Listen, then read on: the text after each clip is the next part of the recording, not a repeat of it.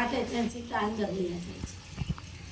તો એ સમયે સીતાને જે વેદના થઈ હતી અને ઋષિએ જે ગીત લખ્યું હતું એ ગીત હું આજે કહું છું। બહુ સરસ શબ્દો છે, એના શબ્દો સાંભળજો, બહુ સરસ છે। તું કંજરી આપ મને, એ તમે મોઢા બંધ રાખો।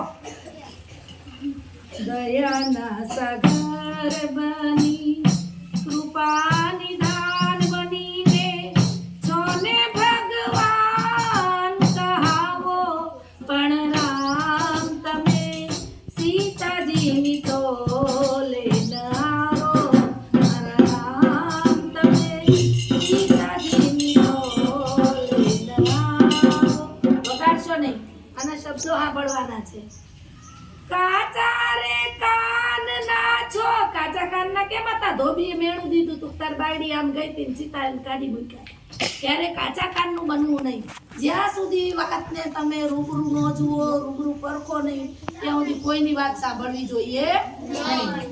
કાચા રે કાન ના છો, ત્યાંના ભગવાન તમે અગ્નિ પરીક્ષા કોની લીધી?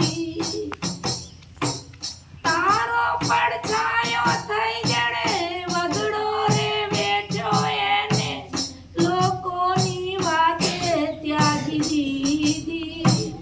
પતિ થઈ પત્ની ને પારખતા ન આવડી, પતિ થઈ પત્ની ને પારખતા ન આવડી, તને ઘટઘટ ના વ્યથા થઈ પૂજાવો, પણ રામ તમે સીતાજીની તોલે ન આવો, પણ રામ તમે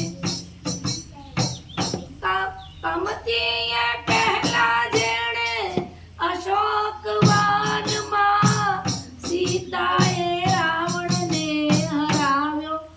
રામે તો 14 વર્ષ યુદ્ધ કર્યું, પણ એની પહેલા તો અશોક વનમાં સીતા બેઠા હતા, તેણે રાવણને ના પાડી દીધી હતી કે તું તૂટીને મરી જાય ને તોય હું તારી રાણી બનીશ નહીં। ત્યાં જ રાવણ હારી ગયો હતો। યુદ્ધ તો ખાલી નામનું હતું। તો સ્ત્રી